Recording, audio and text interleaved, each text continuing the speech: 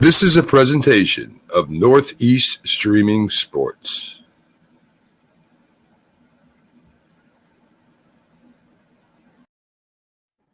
Good morning, everybody, and welcome to another episode of the Mac and Jack Show. I am filling in for Jack today. I am Jamie Pags, the Philly sports guy. Of course, I am with the host of the show, Mac, over there. What's going on, Mac? Good morning. Well, right now, I know this has nothing to do with sports, but we're getting killed here with thunderstorms and lightning, and the dam is broke. Everything's going wrong over here today. So hopefully, I make it through this show without getting wet bags. Right, you know what? I think it's just they felt that the New York area, the whole metropolitan area up there probably needed to get cleaned, and somebody turned on the faucet just to wash all that muck and grime away. Yeah, Because there's much rejoicing in New York right now. Both New York football teams happened to win last week. And that the Jets did something that's never been done before. They came back 13 points in the last 2 minutes of a game to win the right. game. And the Giants have done something that hasn't happened in what seems like, eons, where they have gone 2-0 in the start of a football season. So there has to be, and on top of that, you got Judge hitting 60 home runs. Right, The Mets are about to clinch, right. or the Mets have clinched a playoff spot. There is much rejoicing in Mudville up there. So it's like it's like God is saying, hey, maybe we should clean up this place because there's some stuff going on over there. Yeah, and isn't it great to be the time to be a New York fan? I don't care what team you like. I don't care, if it's baseball or football. They're all doing great. And as I said, Pags, the Giants not only are going to win the Super Bowl this year, but are the favorite to win the Super Bowl next year. Well, you could say that all you like. Manifest that. Manifesting. What you believe is a real thing to certain people. I feel like it's good to have hopes and dreams, and it's it. Listen, it's the first 2 weeks of a season. I Yeah. understand that Giants fans have not used to seeing wins. Right. It was like, oh, you've already gotten what, half of your win total from last year. You guys only had 4 wins. Yeah. So I mean, in 2 games, so you guys are doing well. You guys are Yes. doing well, and I will even say that I wanted you guys to be 2-0 when I was watching the game. I was like, I want you guys to go 0 so that when you go up against Dallas, that you guys are undefeated, so that you guys could be, like a little bit full of yourselves, so that you guys could have a little swagger going into the Dallas Yeah. week, and hopefully you guys can beat Dallas and go 3-0. Because right now it looks like the Eagles are going to be 3-0 Oh, as well, well. didn't they didn't lose one, Pags? We didn't lose one. Nope. In fact, we showed everybody on Monday Night Football. You've seen the memes. I know you've seen the memes. You've seen it out there where everybody in the NFL right now is saying that the Bills and the Eagles look like they're on a collision course for the Super Bowl. And of course, both of them played on Monday Night Football, and both took care of business handily. I think Monday Night I, Football. I think before all said and done, KC will have something to say about that, Pags. I agree with that. I do agree that KC is going to be somebody tough that the Bills are going to have to go through. And it's going to be interesting to see how that all works out. And there's going to be a very interesting test this week, in Buffalo with Miami. Because, Right? I mean, look out of nowhere, you know, Tua decides that he knows how to play football, throws 6 touchdowns Yeah. against what's supposedly a fairly good defense. Yep. But I guess maybe it's you got to live up to the hype sometimes, and Baltimore just did not do that, giving up 6 touchdown passes. Yeah. And it looks like Tua is not worried about that injured hip anymore or anything that goes along with that. He's just throwing the ball great. Yeah, I mean it's and I feel good. I'm happy for him because Yeah, ultimately he's been working really hard. You could tell that he's been working hard at it, trying to do everything he can to be able to, make to right this ship because he's been fighting whatever battles he's had to fight in Miami. And he understands that this is his last opportunity here, or else he's going to be holding clipboards somewhere. So I yeah, mean, you can't. He's won. He's 2-0 right now. It's interesting how both the NFC and the AFC East are the best divisions in football. They are tied with the most wins right yeah, now. yeah. Yeah, And Pags, being a quarterback before it's the most important thing of being a quarterback is to pre-read when the teams come up and you see the defense, even though they try to change and fool you, you pretty much know what the coverage is going to be before you throw the ball. I agree. And it's as you say that, that's one of the things that everybody's been talking about with Jalen Hurts. Yeah, That Jalen Hurts is doing better on his reads. yeah, That the Vikings specifically, the game plan for the Vikings, and it wasn't a bad game plan really. It was to contain Hurts. Do yeah, not let him get out and beat you with his legs. Make him throw the football. Well, he went ahead and just threw for 82%. yeah, 82% completion percentage. Was the best. It was probably the best game that he has had as an Eagle yeah, was on Monday Night Football. He accounted for 390 total yards and all three touchdowns. yeah. Well, Pags, unlike you with your absolute disdain for the Giants, I always liked the Eagles. I always thought they were a tough lunchbox, a team that would always be there in the end. And when they went to the Super Bowls, no difference. They were pretty one trick play, but pretty much they were right down the middle with the Patriots. Right. And not only that, I don't have a disdain for the Giants. I look at the Giants as like the little brother that we all the time. So it's like I feel that when you guys went to the Super Bowl against the Patriots, I actually was pulling for you guys. I didn't want to see the Patriots win in either time, and you Right. guys took care of business those times. So Yeah. it's not a total. Hey, I 100% hate the Giants.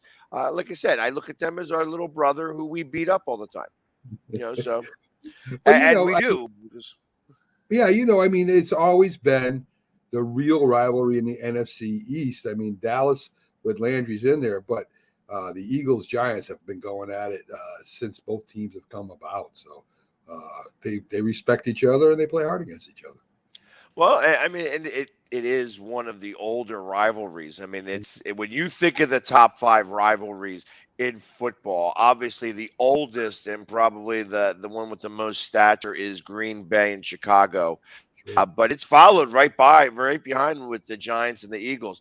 And even though that the Eagles like to believe, over time it's turned to like Dallas is our biggest rival. It's really not the case. I mean, the players, it's one thing for the fans to feel a certain way, but the players, when you talk to Strahan or LT Yeah. or anybody who played on the Eagles during that time when the Giants and the Eagles were both really good teams, it always looked at, I mean, I remember Strahan saying out loud on a broadcast one time, he's like, you know, I was okay. I was kind of okay with Parcells with Coach going over to Dallas, but at least he didn't put on Eagle Green. Yeah. You know what I mean? Yeah. He said that out loud on a broadcast one time, Yeah. and that's kind of how they feel. It's like it's one to say, okay, well, we're going to have a rivalry with Dallas because the fans are willing it to be, but the Right. players feel a lot differently. They don't, they just typically don't like each other almost, and it makes for some fun football games, and it definitely makes it unique when they play each other because the Eagles usually find very unique ways to win. Yeah. Yeah. Yeah. But we talk about LT being the greatest defensive player of all time, but we should also include Reggie White in that, right? I mean, the guy was a monster at the end. LT was one of the greatest linebackers ever to play the football. But Reggie White was an animal, You know, preacher or not. it, Sounds like you were listening to the NFC East show last night because we actually had that exact same conversation. Because one of our favorites, I'm going to put that in quotes, Stephen Yeah, A. Smith right. happened to mention that Micah Parsons is the second coming of LT, Mm, and that spurned a comment from Sneaky to come out and say, "What are you talking about? That is not the case at all. That Micah Parsons is not the second coming of LT, and you can't put him above all these other great linebackers and just put him in the LT status. LT was the best and like arguably the best defensive player that ever played the game, and to put yeah, another person on that list is tough to do. yeah, And I and God, I'm sorry. let's not take nothing away from Michael Parsons, right? He's a great football player, has a great future, but LT, he's not in his league, that's for sure. Well, and that's exactly how I said. I said, listen, I'm going to give all the respect to LT, but Micah Parsons right now, if he remains on the trajectory that he is on Right, over time, I mean, his body of work is just too small to be able to compare the two. Because I right. then mentioned Reggie White, and of course, Sneaky's like, Reggie White, hold on. Reggie White was the Minister of Defense, was a great football player and a great on defense, but they didn't change the sport for him like they did LT. And I'm like, No, I that doesn't make think sense. that it doesn't matter. Like I hear what you're saying. You want to pat yourself on the back that there's the Giants player is the best defensive player of all time. I'm saying it's arguable that he Mhm. is, that Reggie White actually had the same type of impact as LT did. Sure. And of course, those guys can only play great when there's other guys around them that also play great. I mean, Right. you got to think about some of the guys that were on that Giants defense. You had Carl Banks. You had that defensive line was Oh also yeah, a great defensive line. So Leonard you Marshall. had that. Yeah, Leonard Marshall, Jim Burt, George Martin. Oh my God, these guys were awesome. Right. And so, and then now you have LT who is running amok, in the linebacker area. I mean, Sure. it makes sense. Like I understand. They're like, hey, they developed a position for him. Well, I mean, yes and no. I mean, they've been playing defenses forever. They had that position for him. Sure. He was a great player. I can't argue that. He was Yeah. an amazing football player, and one that will always be in the argument for the best defensive player of all time. No doubt. No doubt. And So I Harry Carson, the middle linebacker. I mean, who was better than him? Maybe you could throw Buckus or a couple other in there, but Harry Carson ruled that locker room and ruled the field when he was playing. right, the same thing. Like Junior Seau was also a Yeah. fantastic middle linebacker. Erlacher also was. Yeah. These were all great guys. I do believe that Seau or Erlacher can hold a candle to LT. You know what I mean? I think that they are definitely a tier below LT. You know what Yeah. I mean? When you talk about the greatest players by position on defense, I Right. think that you automatically have to say defensive end was Reggie White. And I think that when you say outside linebacker, you have to say LT. Those Right. are the two best at their position of Right. all time on the defense. Agreed. And then you think about safeties and cornerbacks and stuff like that. It'd be interesting to say who is the greatest. Yeah, that might be one of the a good debate question. Right. Who are the greatest position players of all time Right. in in sports? And, Yeah. and we can do that. Who is going to be our number? Our team, the Yeah. team that would always win Super Bowls and all that other stuff. If we were to do those types of questions, because there's a lot of players that make the list, but Sure. only one could be the GOAT. Right. And can you So, imagine having the Pittsburgh Steelers on your team with Mean Joe Green? Oh my God, It was another animal. Yeah, I mean that's the steel curtain defense. But see, like, and now this was before my time. But then you had the purple people eaters.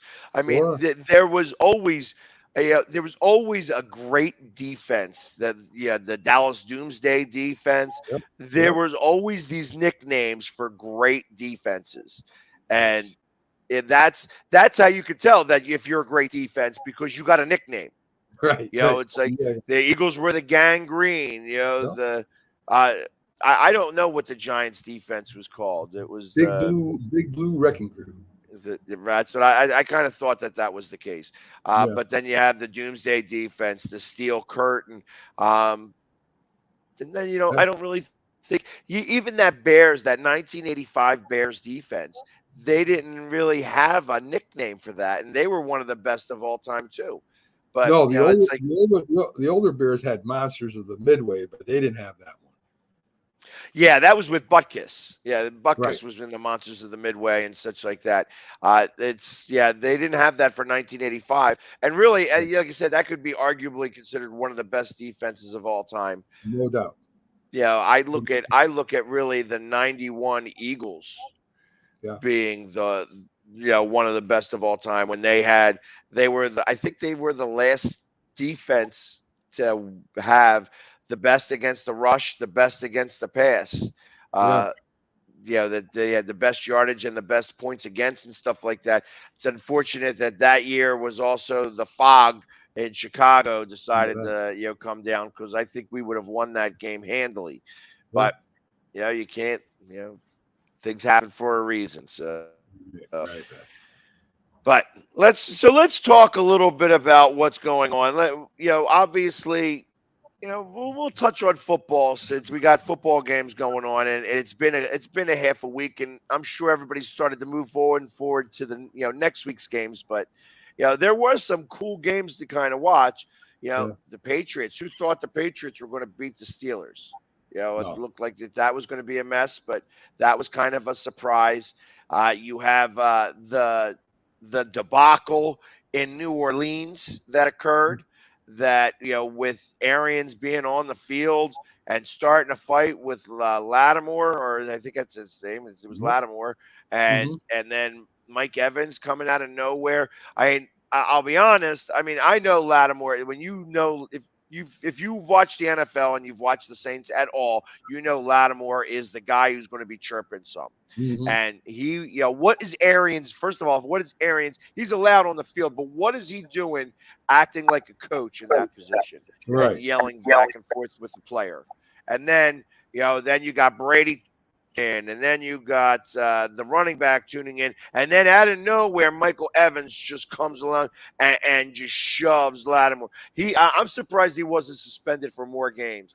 When Me too. in the NHL, they created a penalty for that for the third man in, where it's a game misconduct and it's a game suspension automatic.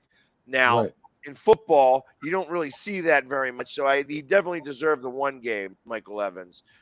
You shouldn't have gotten in the middle of that. It's like, hey, listen, you walk over there and you start, you do it on a little bit of a different level. He just went Mm-hmm. over there and literally just, I mean, he could have really gotten hurt there. You know what I mean? Because Yeah. he wasn't expecting it. He got blindsided there. Very interesting situation. And then the NFL sent a letter to Arians yesterday saying, Right. maybe you should stay in the booth, old man. Don't go out there and acting like you're a coach. You retired, if you remember correctly, there, old man. And I'm Right. a big Arians fan, but I don't when stuff like that occurs. You know what I mean? I I hear you. think that was, I look at that as like dirty pool. You know what I mean? Mm-hmm. Like it's just, no need to try to start that type of stuff. But Agreed, Pack. and then, of course, the Jets, coming back and scoring 13 points. Where's Jack when we need him? Scoring 13 points in the last 2 minutes Yeah. to win the game against the Browns. Yeah. That is probably the biggest surprise of the week. The Browns, it shows exactly where the Browns are, but it may also show exactly where the Jets are. True, true. I mean, the Jets just look like a better team, offensively, defensively, special teams. Well, they didn't look it like that for most of the game.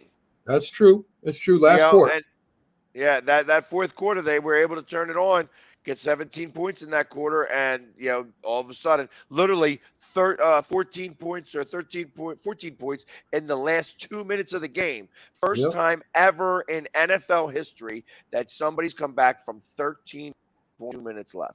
Yeah. The last time there was a comeback like that, I think it was 7 minutes and 48 seconds left, and we came back from 21 points down against, I think it was the New York Giants. Thanks, Max. I appreciate that. Yeah, I just wanted to throw that in there because that was a punt return by one Deshaun Jackson when Coughlin turned a different shade of red that day, running onto the field. I hated him. I hated him so bad. And you knew he was going to do it. Giants knew he was going to do it. I mean, they should have probably tackled him when he was running down the sideline. That's the only way to stop that guy. Yep. It was, I remember that. It was, and that was the Miracle of the Meadowland 3. Everybody likes to call that Miracle of the Meadowland 2, but everybody forgets about when Brian Westbrook did it to you guys.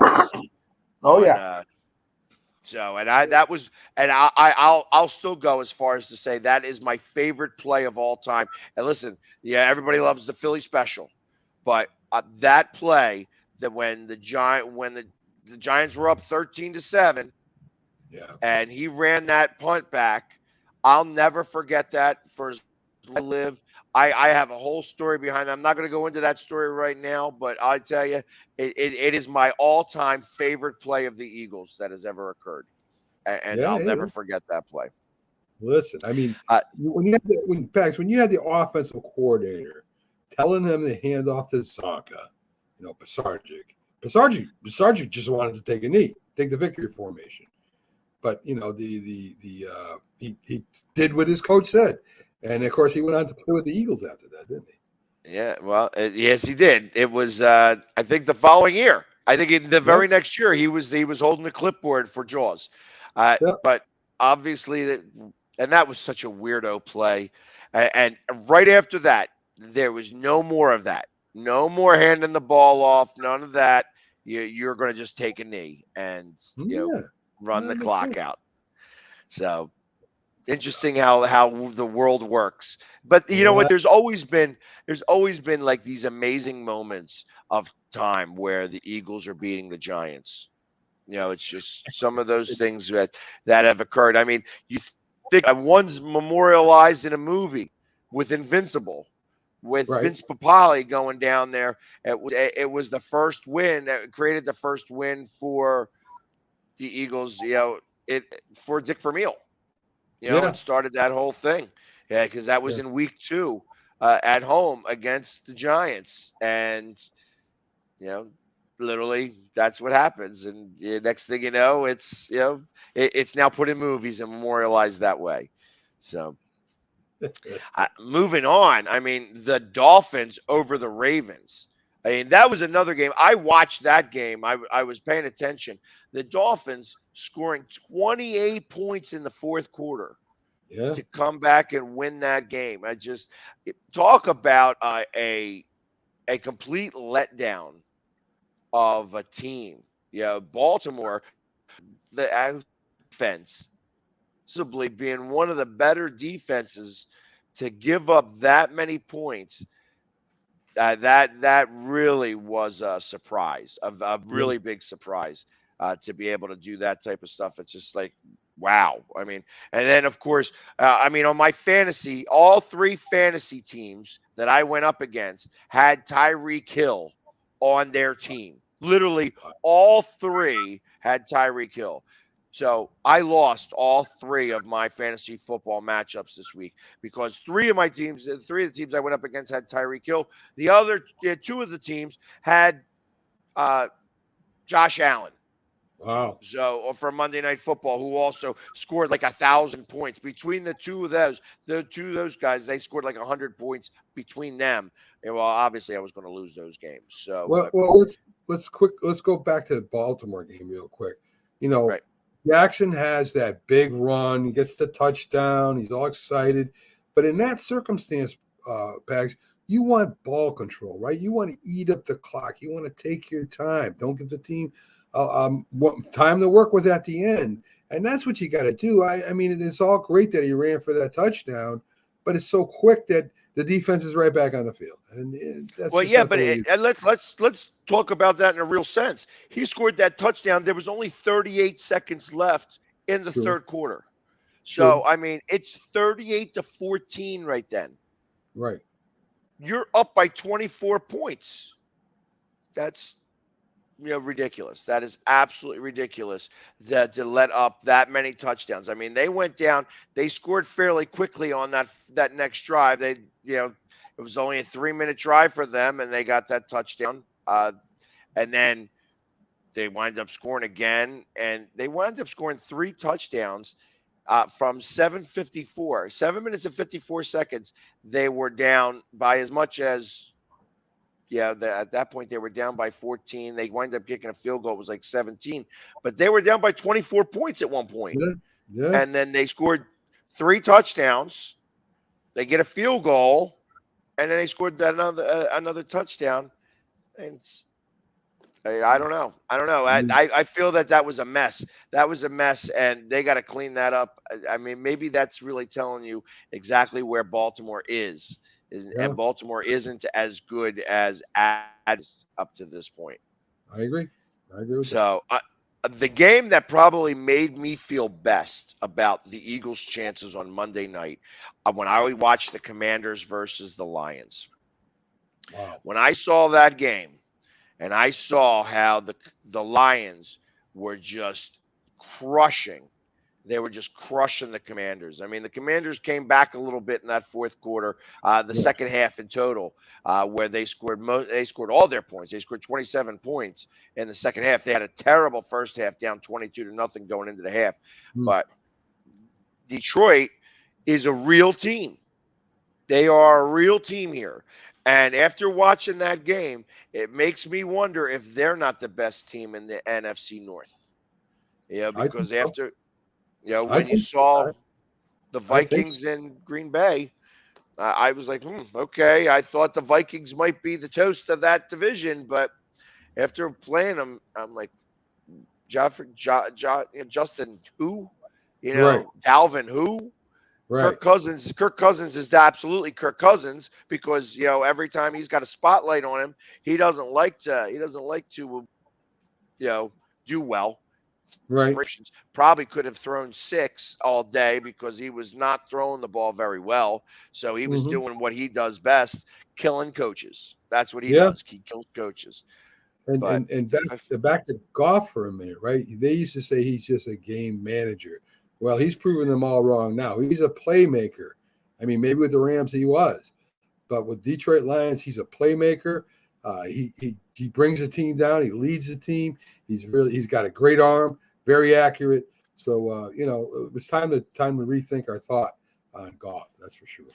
Well, you know what? It's interesting that there's certain quarterbacks that are stepping up that absolutely needed to step up, and are right now as it's early in the season. It's the first 2 weeks. We talk about this as I've been saying that this is still preseason. Really, this all counts, but it's preseason. That at the first 4 games it determines kind of how the rest of the season's going to go. But you expect that some of the things that you see now, you're not going to see later on. But right now, Goff is proving it. Tua is proving it. And they're both showing it pretty well by scoring all the points. I mean, think about that. I mean, the Detroit Lions right now, I think, are either 1 or 2 in scoring.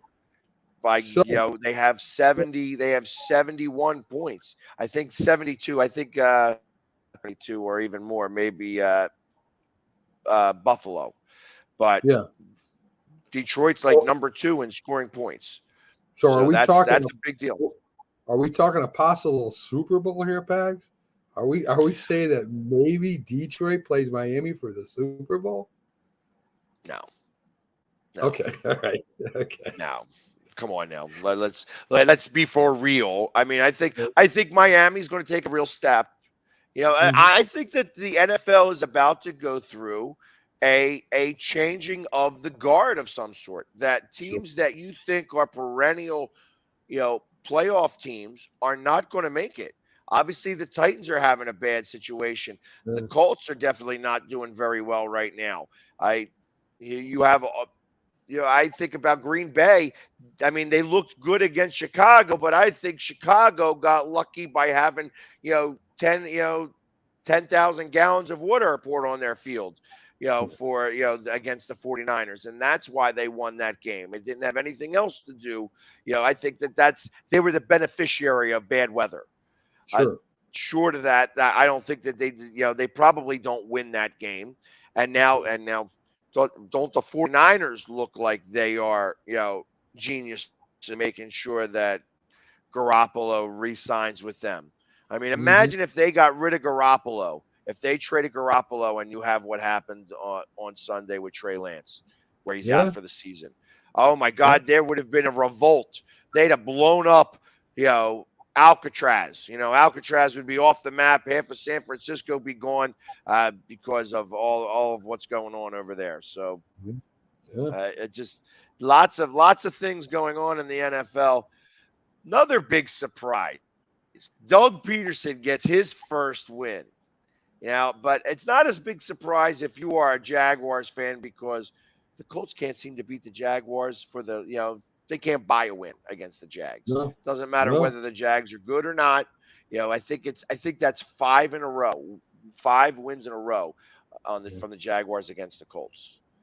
Yeah. And And Peterson, you're going to have to. I mean, you're going to see how well this guy, being a former quarterback, bonds with their quarterback, and calls plays that are beneficial to him and the team. So Peterson's going to do some great things there.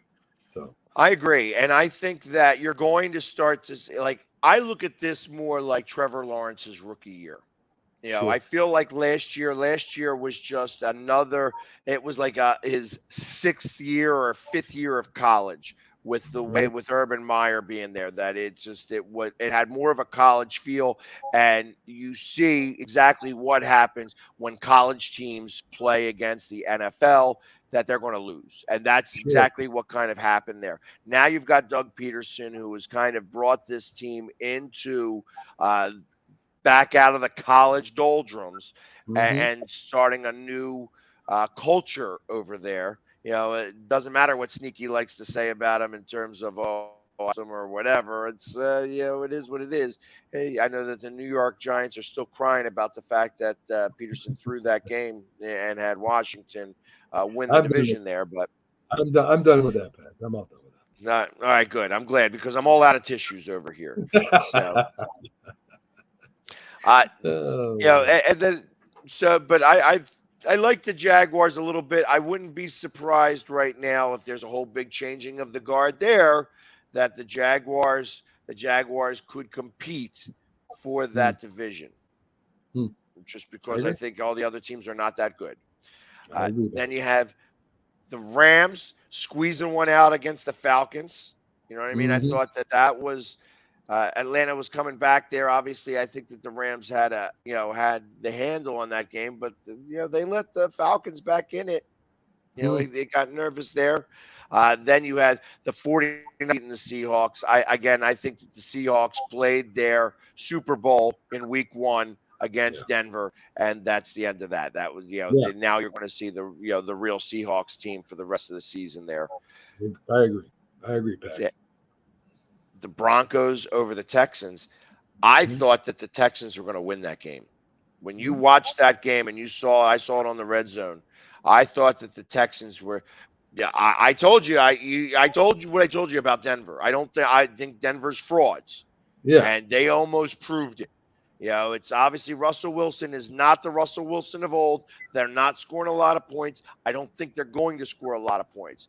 Now, now they've got that. I mean, it's Judy is down for them over there. Yeah. He's injured in Denver, so I mean that could be a big deal going forward. The Raiders, again, another team that I didn't trust. I think that they wind up, you know, not doing so well. I don't think that they're going to have a really. They were winning that game, gave it up to the Cardinals. I know.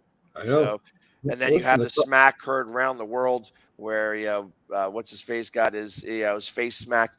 When I look at that, I thought it Cardinals fan trying to hug him, and he just kind of grabbed his face, and he just in yeah. the process it wound up getting slapped. I think that was 100% accidental, and I don't think it was a Raiders fan that went to smack him in the face. No, I don't. That's and I think that's what the media made it out to look that way.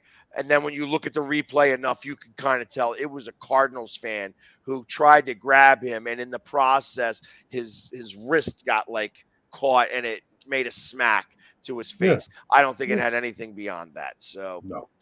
Again, trying to make make mountains out of molehills. That's what they do, Pags. That's what that news does, man. You know, the Bengals and the Cowboys.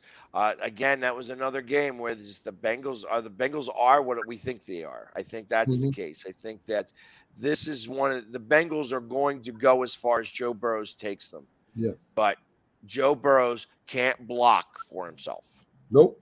And that's going to be the problem. You can't. I mean, he's got 13 sacks already on the year.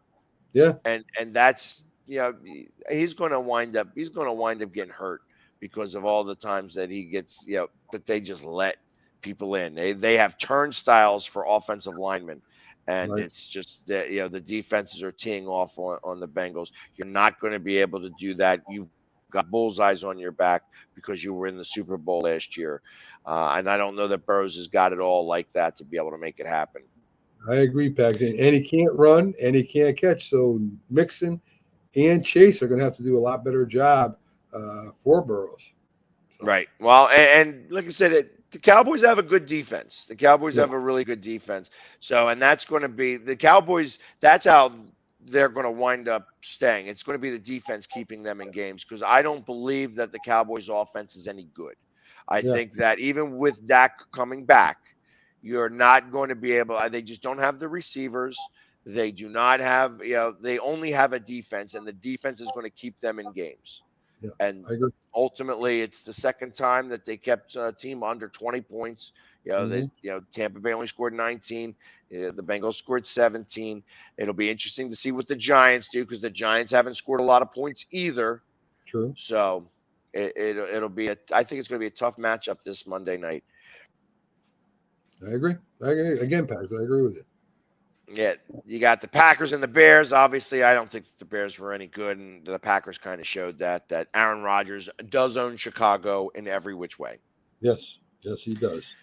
And then, of course, you got the Eagles and the Vikings. That was supposed to be, this, and both Monday Night Football games were amazing games if they were anywhere on the schedule. Bills versus the Titans. You're expecting that to be like a knockdown, drag-out fight. And the Bills just never looked back. And how about the Eagles? The Eagles have not been behind at all this season yet. Yeah, so and that's just showing how awesome their offense this year and how quick their defense makes the stops and gets it back to them. So. Right. So it's funny because I was talking about how if I was the Commanders going up against the Eagles this week, that if I won the toss, normally you defer. That's like the trend right now. But if I was Washington and I won the toss, I would take the ball and I would go the first play of the game. I would go long to McLaurin, and see if you can get on the board and start, just put the Eagles back on their heels a little bit. I think that's what you're going to need to do right now, because the last time the Eagles had 450 yards of offense 2 weeks in a row was the NFC Championship game and the Super Bowl. Wow. So, that's a big deal. That's a big deal. But the Bills are absolutely for real. Yeah. The Bills are not a joke. And they're going to be tough. They're going to be a tough opponent this year. All the way around. With Josh Allen, who has become a great pocket passer, and of course is one of the best running quarterbacks in the league. Gets design running plays for him, throws people down with straight arms. I mean, the guy is awesome. Diggs is awesome. He can catch anything you throw his way. He's quick and fast and runs the great routes. They even got some good tight ends this year, Pags. Nobody talks about that, but they got some good tight ends in Buffalo now.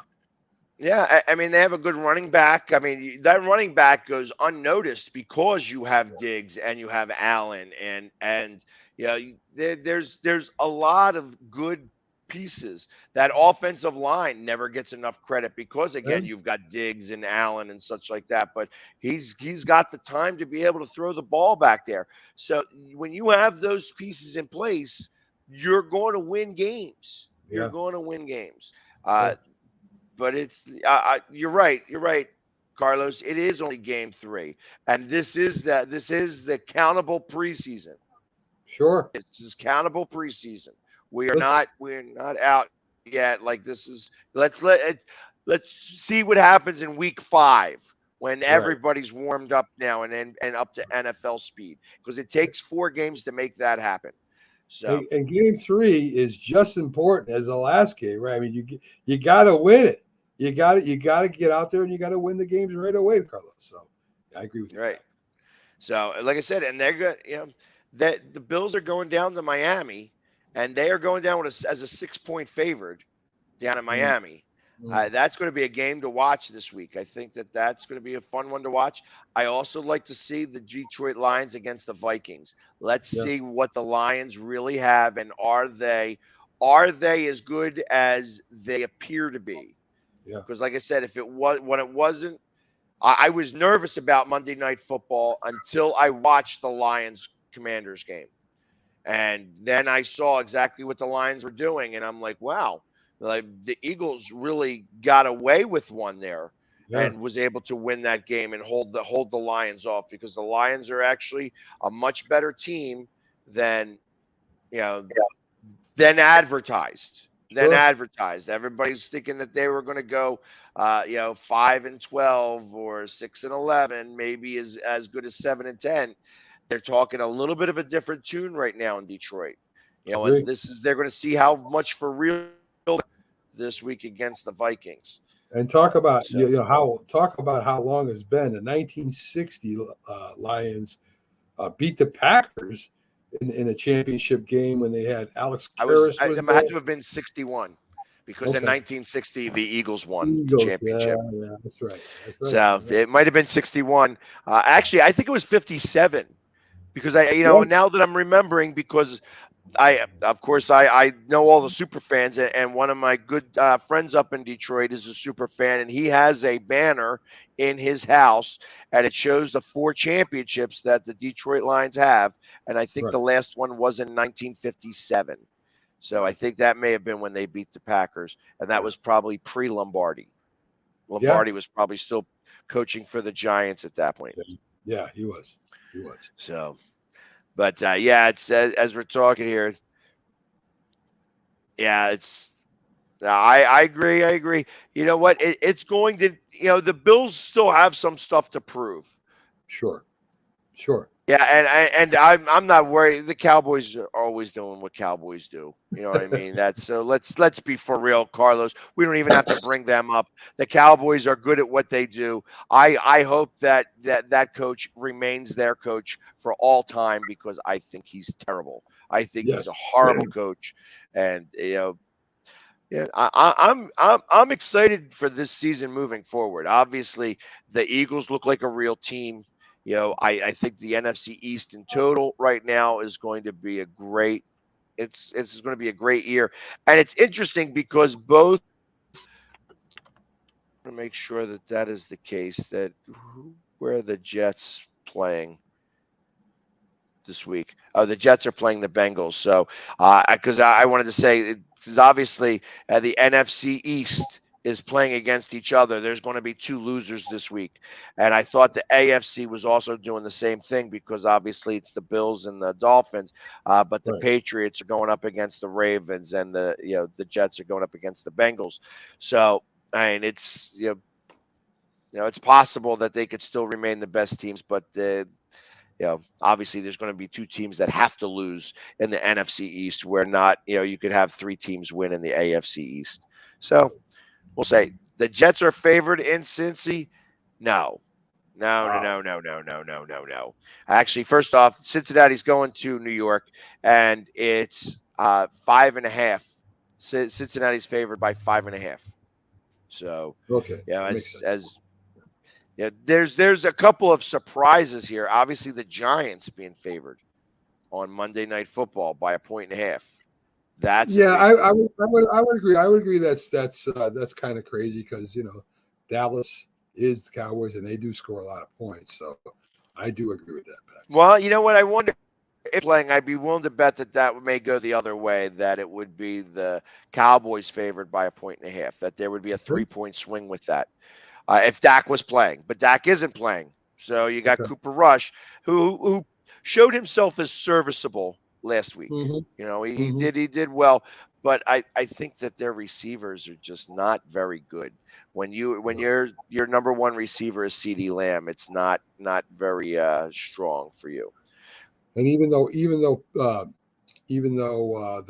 other running back for the Cowboys, not Zeke, what's his name? Pollard. Pollard. Even though he looks like he's going to have a great year, it doesn't look like Zeke's going to do too much back. So, I think that I remember, if you remember me asking all the Cowboys fans, I said, if you had the opportunity to get a second or a third round pick for Zeke Elliott, would you do it? They all said no. right. By the end of this year, they're gonna wish that they did. Yeah. I'm a firm believer of that. Yeah. So, other surprises in terms of no that wow. Here you go. This is an interesting one. I've never seen this before in my life. The Falcons are the Seahawks are a half a point favorite. A half a point favorite against the Falcons. The people that set the points are drinking again, Pags. That's what it looks like to me. Yeah, They're going to that's stay off the something. They are hooch. drinking something.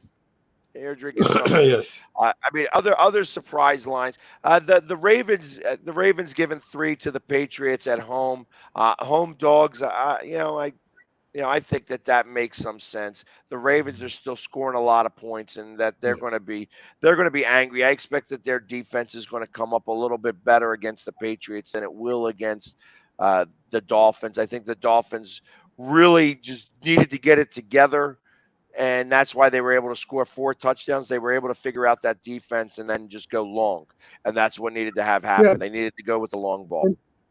And again, let's remember it's team, right? I mean, the defense in Miami is out of sight. Their offense is great. Their special teams are playing great. They're being coached well, and the players are performing what they got. Their tasks right. So it's a team effort. We always, we're looking for the ball. We're looking who the stars are. The trenches, as you said, that's where the game's won. It's not won by the quarterback, folks. Well, and it's interesting. This is the week of the home dog. Right. As I'm looking at these over-unders, the Commanders are a home dog. The Patriots are a home dog. The Panthers are a home dog. The Colts are a home dog. The Dolphins are a home dog. They're a home dog. The Titans are a home dog. The Cardinals and the Broncos, all home dogs this week.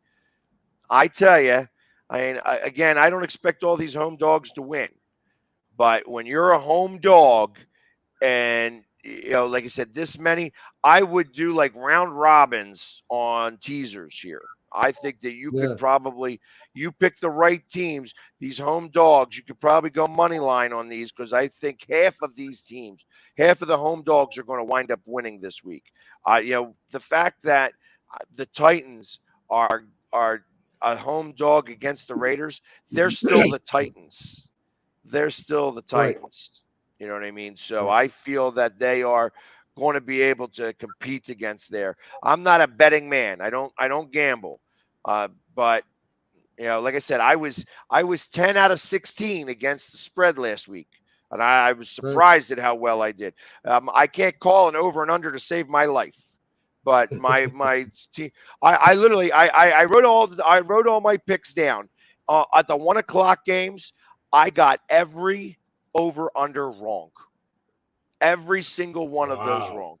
It was like that's hard to do. That is absolutely It difficult to is. do. To go seven for seven wrong.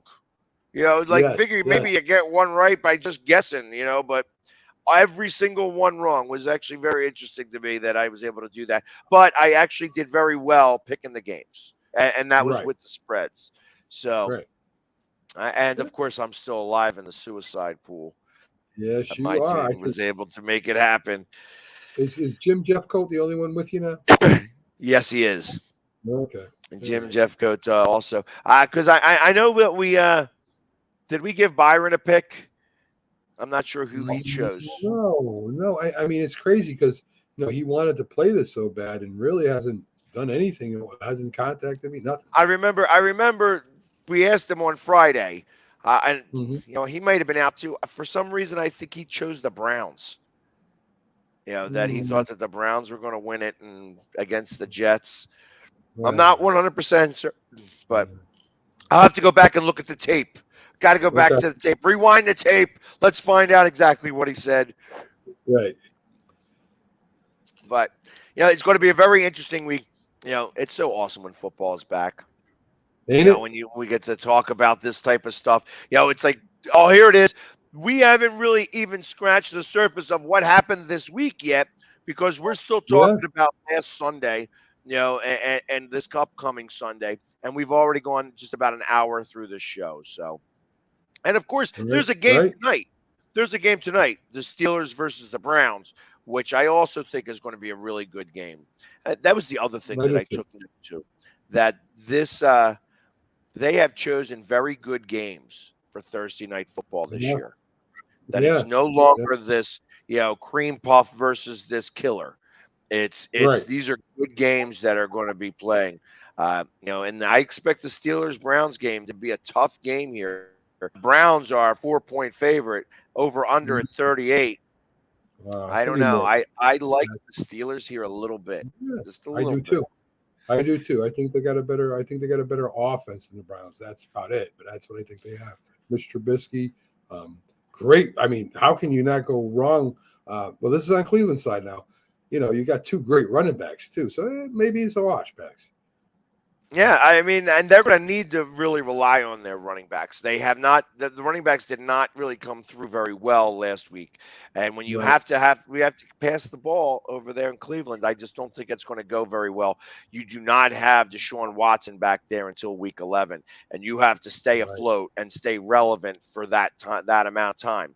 However, it seems Right. like they're getting some help. Obviously, the Patriots beat the Steelers last week. Everybody. True. I think what's it? Only.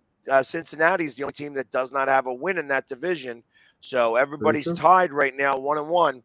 That's going to be the AFC North is going to be a crapshoot, and because of that, it could be a team that's 8-9 makes it to the playoffs, and that could be the Steelers. That could be the Very Steelers. possible. Very It possible. depends on how Cleveland can stay afloat moving forward here. And seeing if let's see what happens. I mean, obviously he's going to start tonight, Thursday night football. I'm not going to start to see the game until the very end because I'm going to be at a baseball game. Tonight right. starts a very big series, the last home series for the Phillies against the Braves.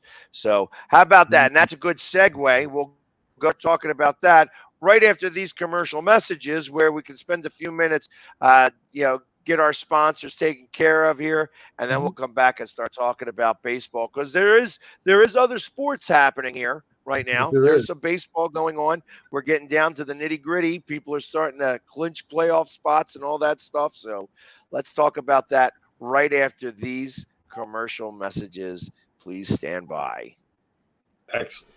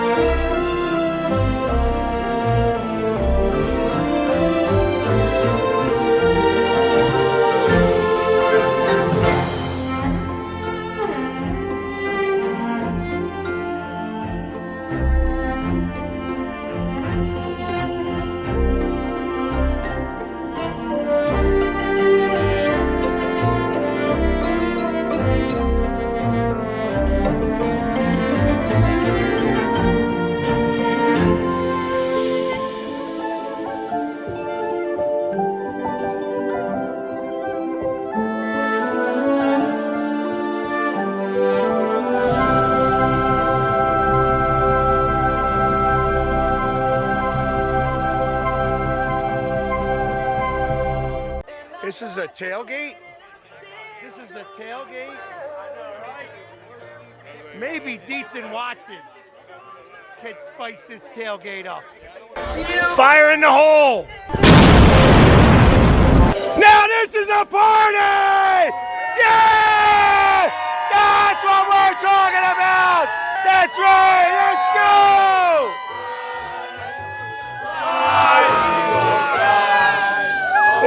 Yeah!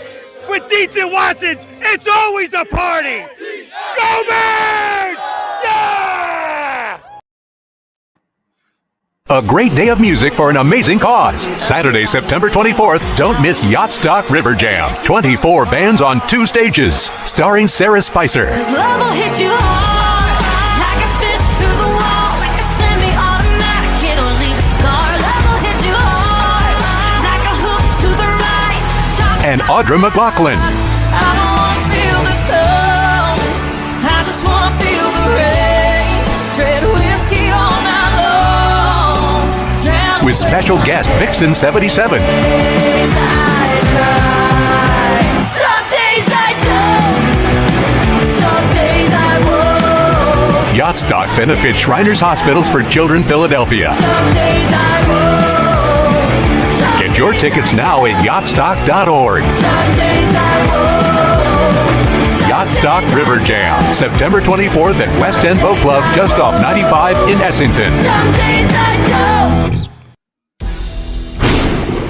I mean, you can see right now, without LeBron, Lakers are struggling. Let me tell you about a team I hate, all right? I know the Dallas Cowboy fan is here, so I had to make sure he knew how much I hate this team. I'm ready. I've often said that the people who run baseball, they try very hard to ruin it. I'm from Brooklyn. I don't have a problem saying it to his face. Oh, I'm from Brooklyn. Hey, get us any.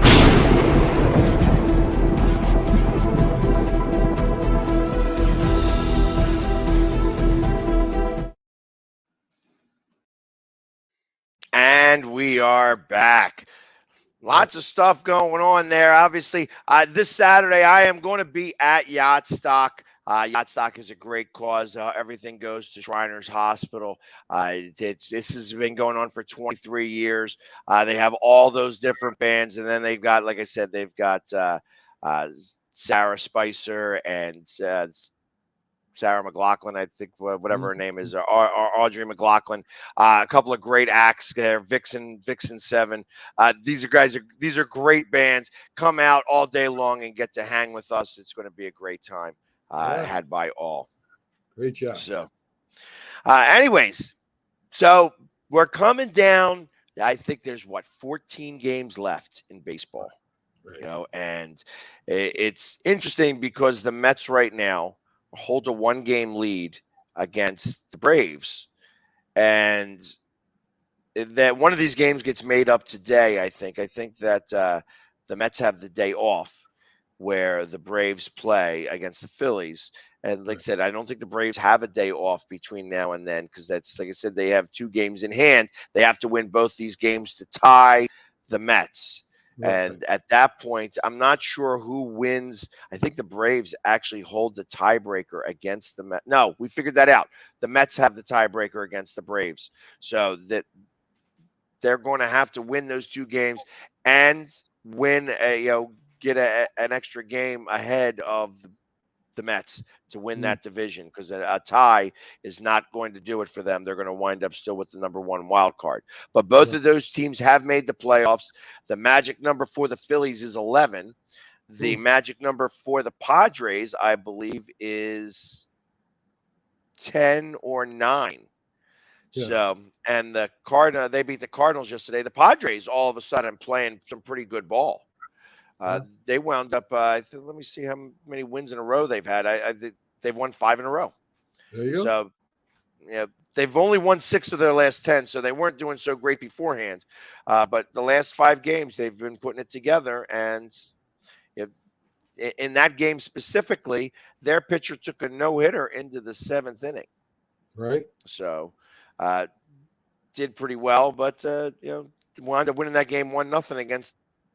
I think that the Cardinals, obviously the Cardinals are not going to be able to catch either the Mets, Braves or the Dodgers. The Dodgers have over 100 wins at this point right now. That means that whoever gets that third wild card is going to wind up playing the Cardinals. I think that the Phillies are going to wind up in that third spot, and I think that's the best spot to be in, to be honest. Yeah. I relish the opportunity to play against the Cardinals in a 3-game playoff series. Yeah, I think that the Cardinals can get beaten there. Yeah, I think you got better bats than the Cardinals, even though they got, the home run leader there that's on his way to 7 home runs. I still think you got better bats overall. Schwarber, sorry, and I think your pitching is better too, Pax. Well, I think that these teams are very similarly built. And I think that the Cardinals just don't have. They have a couple of good guys at the plate. Obviously, you got Goldschmidt, who's doing pretty well for them, and they have another guy who's batting pretty well in the average department. But ultimately, when we played them, I think we won that season series, and I'd like to play them. I would rather play them than play the Braves right now. Definitely. But we're going to get a real good idea on what's going on because, we finally won a game against an AL team. Ever since the Angels, it seems like we couldn't beat an AL team. We couldn't buy a win. Because we wound up winning in Seattle, and then we went and played against the Angels, and then we swept them here. But we've lost 4 to the Rangers. We lost a few. 4 to Toronto, 3 to Toronto. We wound up winning the 4th game. So we finally were able to break the schneid of, the AL losses to get a walk-off win yesterday. Isn't it weird, Pags, that the teams that do have that kind of hold on you, that kind of, they kind of have that thing in the air where they're going to beat you all the time. That's weird. I mean, you got a better team. I know they're all professional, but that you have a better team and they still get you. It's crazy. Yeah. But listen, when right after the All-Star break, the Cubs were in town and swept us, and that was after us coming going into the All-Star break with like a 5-game winning streak. Yeah. And then the Cubs came in and swept us. Interestingly enough, after this Braves series, we go to Chicago. For the Cubs. And there's got to be a little bit of payback there. We have to get those wins. It's going to be important because, this series is going to be tough against Atlanta. Obviously, they just swept us in Atlanta. I'd like for them to get 3 or 4 here. That's going to be tough to do. Atlanta is playing very strong right now, and it's going to be a really tough time to try to get that. And ultimately, the Mets are hoping that the Phillies decide to play this weekend, this 4-game series. If they just win today, it actually gives them that game and a half. That means there's just more games that the Braves have to win. And the Braves are playing some pretty good ball, although they lost yesterday to the Nationals. The Braves have, they've won 6 of their last 10, but they've been playing pretty well. And it seems like every time the Mets win, the Braves win. So they've been holding serve as it was. Right. Over there. The Brewers, I think the Brewers did beat the Mets yesterday, but I think the Brewers are out of it. The Brewers have been kept around right now because the Phillies have not done very well. The Phillies themselves have, they said they just got off of a 5-game losing streak. They've been 5-5 in their last 10. So they had a 5-game winning streak followed by a 5-game losing streak. We need to be able to put some distance between us and the Brewers. The Brewers going into today are they playing today? Yeah, they play the Reds. So, if you want to get healthy, you play the Reds. Right. So it's possible that the Brewers could, take 2 of 3 or possibly sweep the Reds. It'd be nice for the Reds to play a little bit of spoiler, and it's right up their alley to do so. Yeah. But I don't think that that's going to be the case here. You know what I mean? Obviously. Who'd have thunk, Pax, right? In the beginning here, Milwaukee was on fire. I mean, they were dominating the division, and then they tailed off. Who knows why? Yeah, you know what? And it was weird. They were more sellers at the trading deadline than buyers, and it resonated through the team. I mean, I thought that was, I'm like, yeah, how do you be up 4 games and be sellers? But maybe that was part of the plan. Maybe they just knew that they were playing well above their means, because the differences that they made, they got rid of their closer. Their closer's been stinking out loud. Yeah. And so it's not like, the moves that they made were correct moves. They got rid of some pieces to get some stuff for for the future. But ultimately, it's like it was still a surprise. Like, why didn't you go after some of these players? And their pitching was really good. Their pitching has not been as good as of late. Like No. they had really good starting pitching in the beginning of the year, and now all of a sudden it has changed tremendously, in terms of just being able to get wins, and they're having Right. a hard time doing that. So Yeah. it'll be in a series to watch. The standings right now are as follows. And we'll get into the Yankees for a second and everything that Judge is doing. It's amazing that in New York right now, when he hits a double, there's like grumbles about it because he doesn't hit a home run. It amazes me. And was it yesterday that obviously it wasn't Judge that hit the home run. He hit his 60th yesterday, but the walk-off grand slam to win the game by Stanton Right. to beat the Pirates. Obviously, they needed to be able to get those up and get some distance between the Blue Jays. I think there's only 14 or 15 games left, and there's a 6.5 point lead, Yeah. game lead. I think that the Yankees have completely gotten taken care of business here. It's a shame, Susanna, you're just coming on now. I was touting Detroit really well. I'm saying that Detroit could possibly be the division champs at the end of this season, that they've been playing some really good football, and I was happy for you guys. So it's a shame you missed all that. We're talking about baseball now, and your Detroit Tigers just aren't very good. And So Susan, Pags is rude, but good morning to you if you're still there and you still hear me. So oh, she's still here. She's definitely going to watch and such like that. So right now, obviously, in the American League, you have the Astros. The Astros have won. They've already won the conference. The AL. Yeah. So that's not a big deal. They're about to get their 100th win. They're 8 games above the Yankees. There's no way the Yankees are going to catch them. Cleveland is an interesting thing. Cleveland is right now 6 games up on the White Sox. The White Sox were there. Now they're no longer there. I think Cleveland wraps this up this weekend as well. I think that their magic number, so to speak, is like 3. So between whether it's White Sox losses or their wins, that they wind up clinching that division this weekend.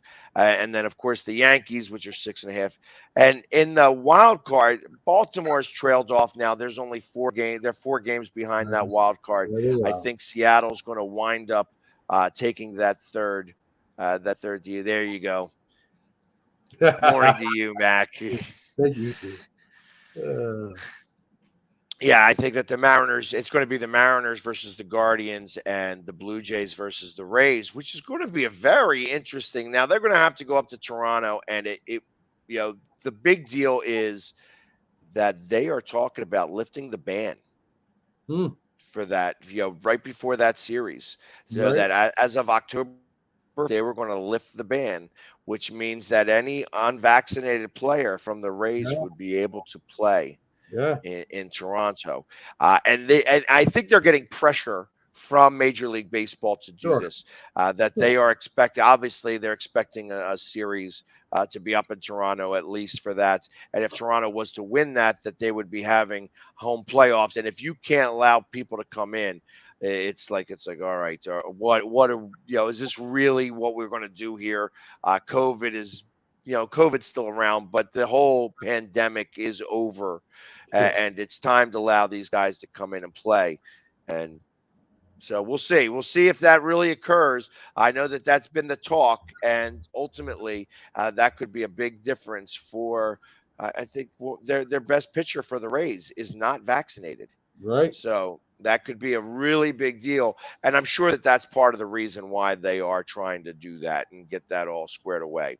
So we're looking probably Yankees versus Houston for the championship, right? That's if And everybody holds serve. and I Everybody's got to hold serve. Because I'll tell you what, as I look at the Rays and Blue Jays, that's going to be when you have the Guardians and Seattle. There's a possibility that the Guardians lose that. yeah, And I think Seattle's got a pretty good team. That's going to be a pick'em series. Yeah. I don't know who's going to do that. Obviously, that's going to be in Cleveland. So is Seattle really been? Seattle was playing strong, then they trailed off. Are they going to be able to pick it back up again? I think so. Obviously, J-Rod's going to do everything he can as a rookie to propel his team. And it could be a really nice Cinderella story if they were to come out and win that. But I kind of think that Cleveland's got better pitching is really what it comes down to. I agree, Pat.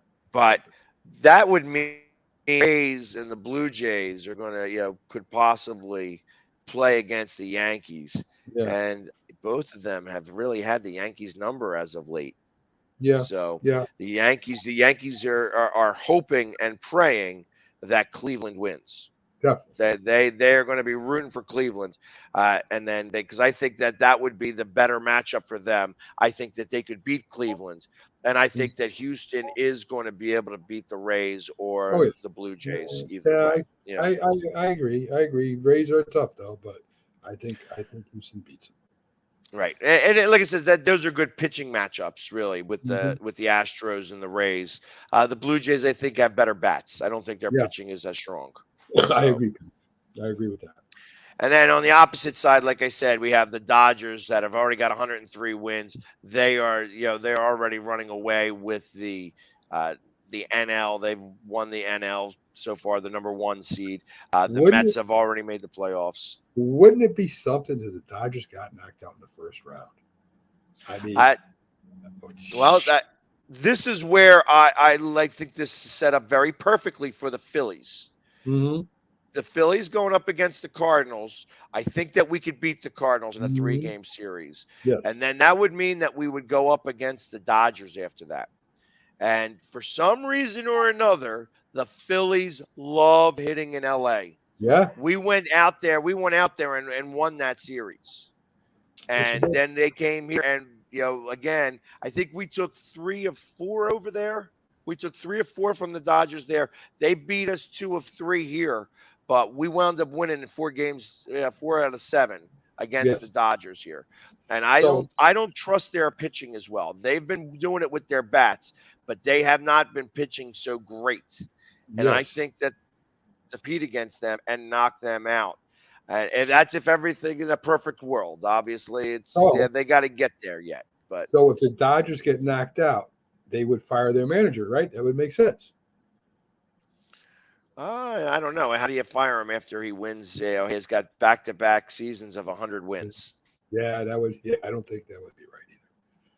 Yeah. So I'd love to see us go up against the Dodgers, but again, we got to take care of business first. You got to get in the playoffs. We're still, like I said, we got our magic number still at 11. So it's still a lot of games with only a little bit of games left to play. 14 games and our magic number is 11. That's not good enough. We got to be able to, gain some ground in that. And it could be, like I said, this series goes wrong for both for the Phillies. Where if the Brewers take 3 of 4 or sweep the Reds 4 out of 4, and the Phillies have a tough series against the Braves, all of a sudden Milwaukee could be in that wild card spot. So we got to be very careful here. We got to win the game. We got to win these games. We got to at least split with the Braves. I feel like a split would be a win in that regards, because after that we have Washington, and we've just handed Washington their hat every game so far this year.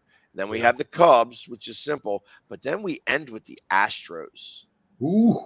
Now, at that time, the Astros could be setting up their pitching matchups. Mm-hmm. But ultimately, they're not going to play in the wild card, so they're going to have some time off. So maybe they're not. Maybe they're going to go after trying to be. There's a 4-game difference between the Dodgers and the Astros for the number one in baseball for the best record in baseball. Right. So at that point, it could still be close enough that the Astros want to try to play those games. If not, they could be resting players. Sure. Sure. So we'll see how that works. I know that happens more in football than in baseball, but Right. we'll see. But either way, that's a tough series to end the season on. If we need to win 2 out of 3 against the Astros to get into the playoffs, that's going to be a real tough position to be put in. So we got to win some of these games here and get the ship right. Because I think you need 88 wins, 89 wins to get into the playoffs, and right now the Brewers 9, and we have it's going to be a tough time going through. But let's talk about something that's kind of historic that's happening here, and it was interesting yesterday because everybody was crying about how the Pirates, who are way out of it, and did not really pitch, 4 straight balls thrown to Judge, and who wants to be known as the guy who gives up the 61st home run? Very and true. I'm like, why does anybody care about the 61st home run? I wouldn't want to be the guy that lets up the 62nd home run. Right. That's that one, and like they talk about, they mentioned the pitcher's name who let up 756 to Bonds, the one that broke Hank Aaron's record. And I'm like, I don't remember that guy's name. And now that you said it, I still don't remember his name. Yeah, me either. So why do you, who cares if you're the pitcher that lets up that home run? You competed. You went after him. You know what I mean? It's like, that's what you're there to do. You're there to compete. You don't throw him balls, pitch to him, and that's going to be interesting moving forward. Obviously, let's see who the Yankees got. Oh, the Yankees have the Red Sox. And tonight, this guy's going to be pitching to him because right now, tonight they go up against Wacha. I think that's how you say it, Waka. He's 11-1 with a 2.61 ERA.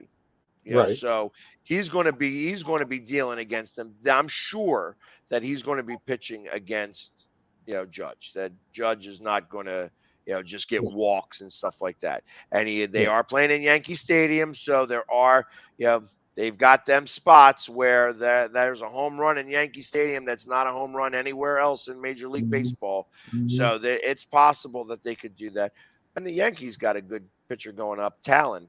He was 13-5, 4.04 ERA, but even still, he's got 13 wins on the season.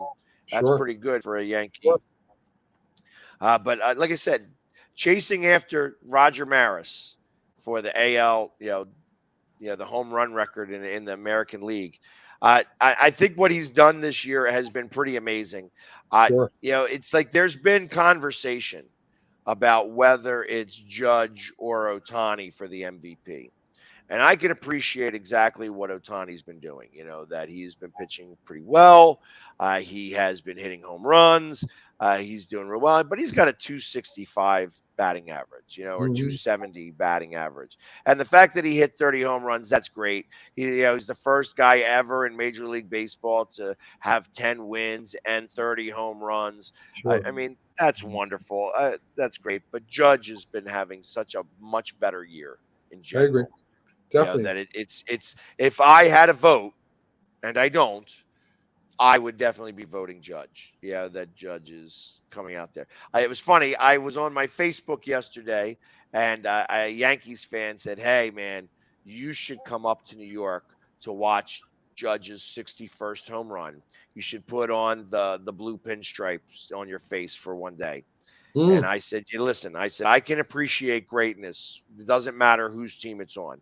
When somebody is doing great things, I like to pay attention. So I am paying attention to everything to what Judge is doing. However, you have a better chance of seeing the Pope ice skate on the North Pole than seeing me ever put on Yankee pinstripes on my face. And how much do you think that 60-second home run ball will go for? I mean, that's got to be out of this world.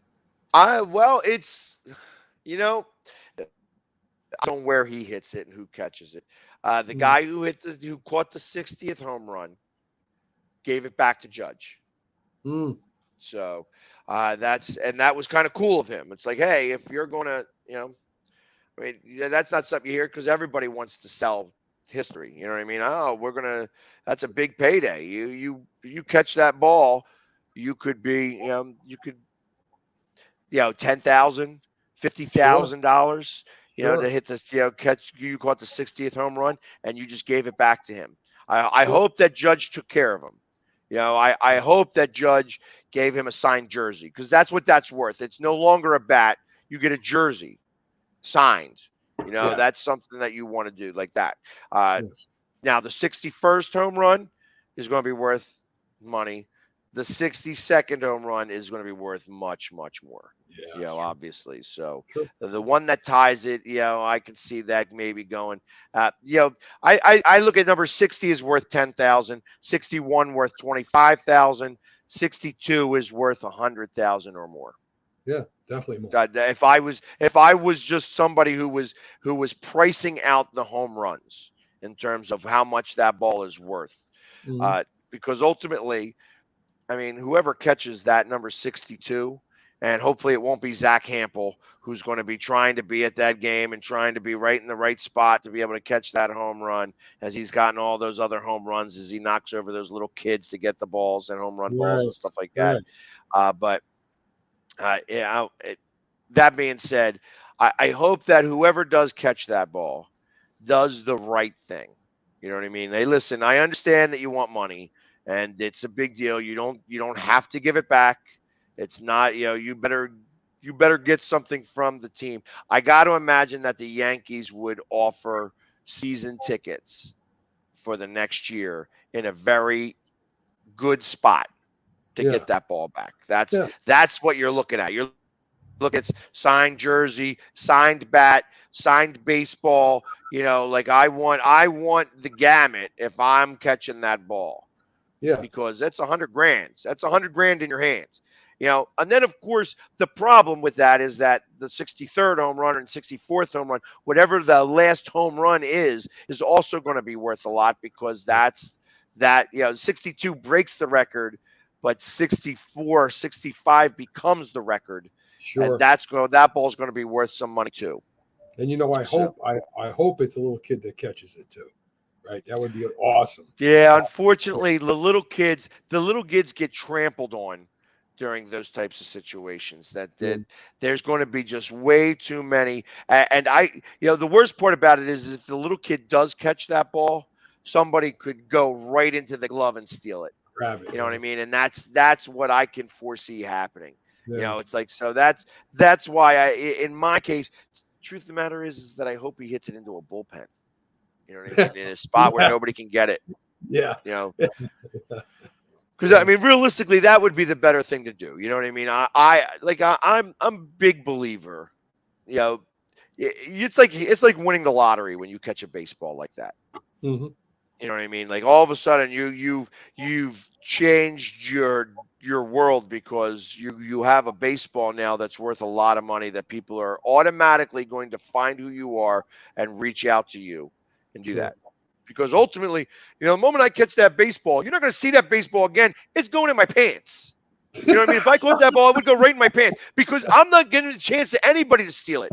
You're going to have to go after me in a way that you may not be prepared for. And I'm not showing that ball to anybody else. It's staying there until I get out of there. All right. Okay. That's what that is. Because like I said, because then people are going to start tackling each other. This is New York. You know what I mean? Yep. Let's be for real. You're going to get tackled. People are going to go crazy there trying to get that ball because they know what type of payday comes with it. So I will not be at the game. You don't have to worry about that ball being in my pants. I mean, talk about how crazy New York fans could be. I was at a Yankee Red Sox game, of course, and two brothers were there, and they got in a fight, and one killed the other one. It's like, are you kidding me? Why would you kill your brother over baseball? Yeah, that's what happens. Sports is a funny thing. So the first time I was ever, the one time I went to, I think it was Old Yankee Stadium. It was right before it closed. I went to go watch a Yankees Red Sox game, Sure. and it was when Roger Clemens was going for his second time going for his 300th win. Okay. He lost that game too. He lost that game as well. But it was the first time I had ever been to Yankee Stadium. It was the first time I had ever been to a baseball game that didn't have the Phillies playing. Wow. You know, at the time I had my girlfriend was from Lowell, Massachusetts, and was a Red Sox fan, so she was the one that got the tickets, and we went up there, and it's like I'm big on history. I love history, and I wore my Reggie Jackson jersey that day because, again, I didn't know. First off, she was a Red Sox fan who wore some red. Right. She didn't wear Red Sox gear because, again, we were going into Yankee Stadium, and I kind of looked at that a little bit as like a Dallas Cowboys fan going into the vet Sure. in Philly. Sure. That you're going to get that type of interaction, and I'm not prepared to fight stadium people to defend her honor. Right. So she wore a little bit of red, but and I figured I'd wear the Yankees jersey just to say face. Now we're talking again. This is what, close to 50 ago now. Yeah. More closer to 15. Yeah, somewhere around 15 years ago. And it was interesting. It was an interesting game to watch. Obviously, the Yankees lost that game. It was his second attempt at trying to hit 300. I think it took him 5 attempts to get his 300th win. But I love the history of Yankee Stadium. And then when I went to the new Yankee Stadium, they wouldn't let me in with my face paint. So I was a little frustrated about that. That's stupid. That's stupid. Oh, it's actually a rule. They actually showed me the written rule going into Yankee Stadium, and it was because of some other situation that happened literally the night before.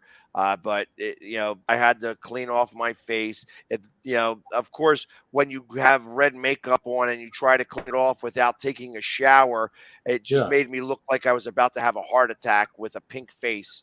Right. So it was the goofiest thing in the world. But they did let me in after I wiped my face off, and even the guy told me. He's like, listen, don't put it back on again because you will get kicked out. And they had me marked. They watched me. They were showing. They had the picture around for everybody to see.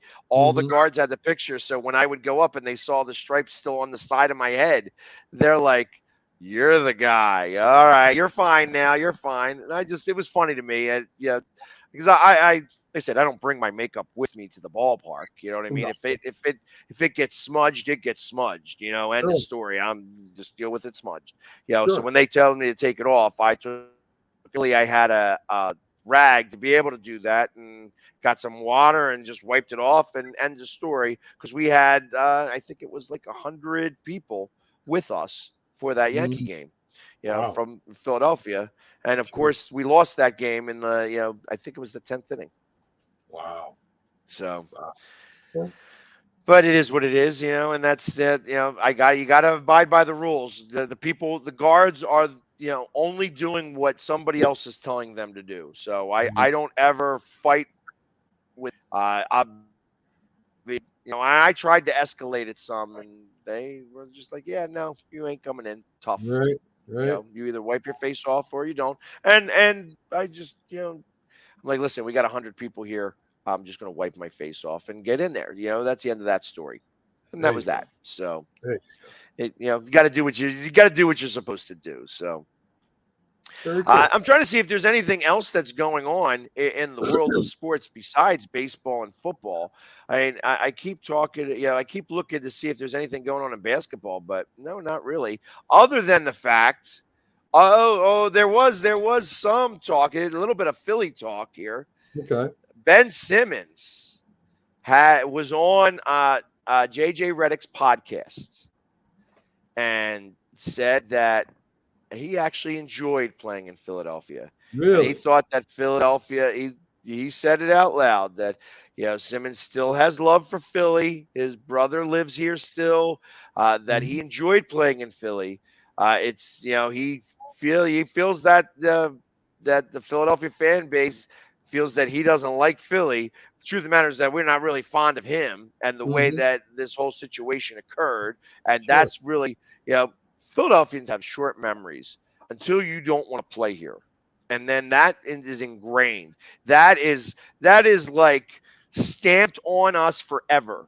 You wanted to leave here and you didn't want to play here. And because of that, we're not going to like you. I mean, I think of certain people that fall into that category. Scott Rowland. I mean, he was like he was quite possibly a Hall of Fame third baseman, the best third baseman that I would say that the Phillies had since Mike Schmidt. Sure. And, he wanted to leave.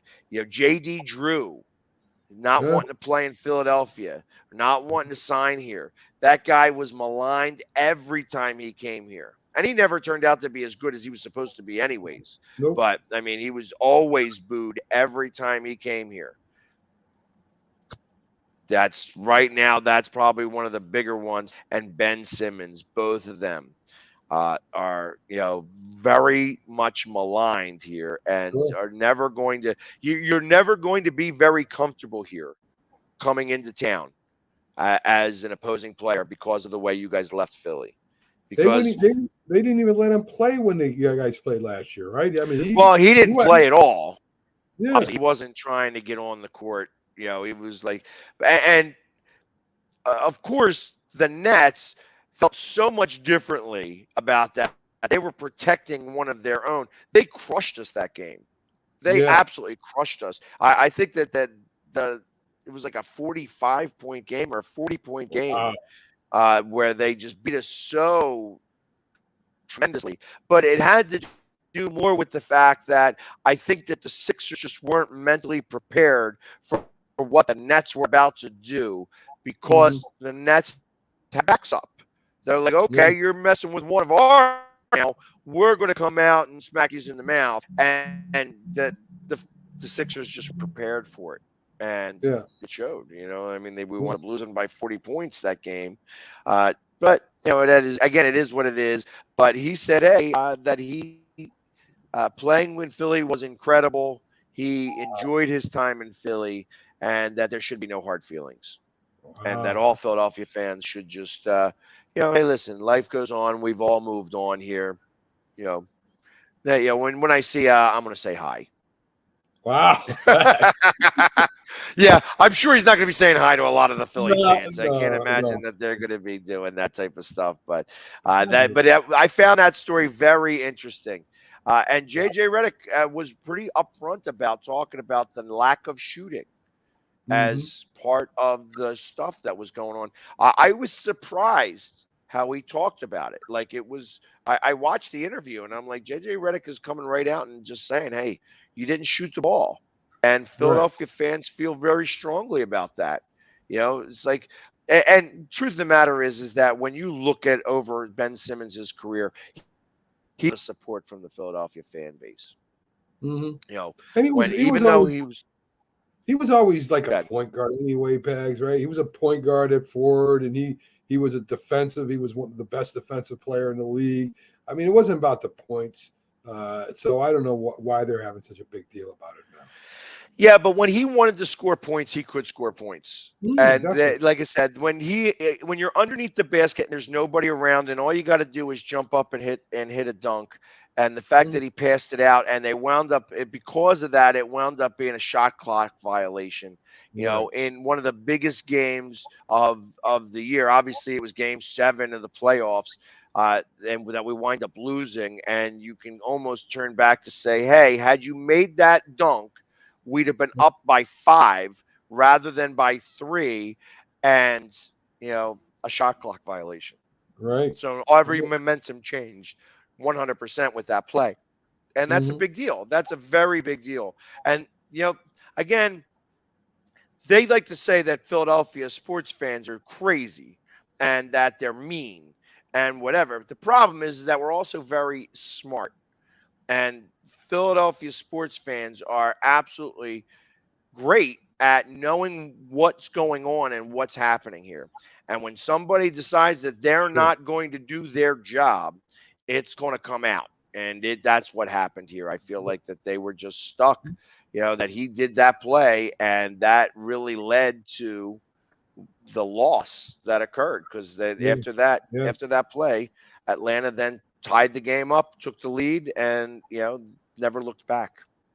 Yeah. So And, it sort of reminds me of Patrick Ewing when he was playing against I'm trying to remember the team he was going up against in the championship. I'll come to me. But he was going down the lane with the basketball, and Patrick Ewing slams it home all the time. Well, this time he decided to do a finger roll, and the finger roll goes off the basket, and the Knicks lose.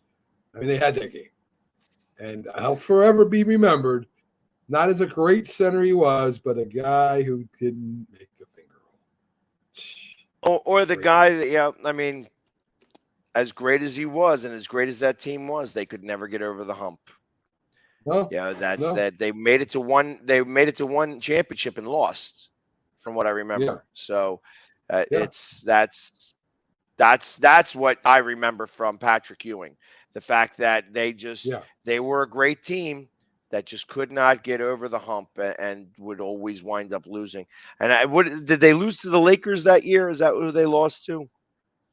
I assume was the Lakers.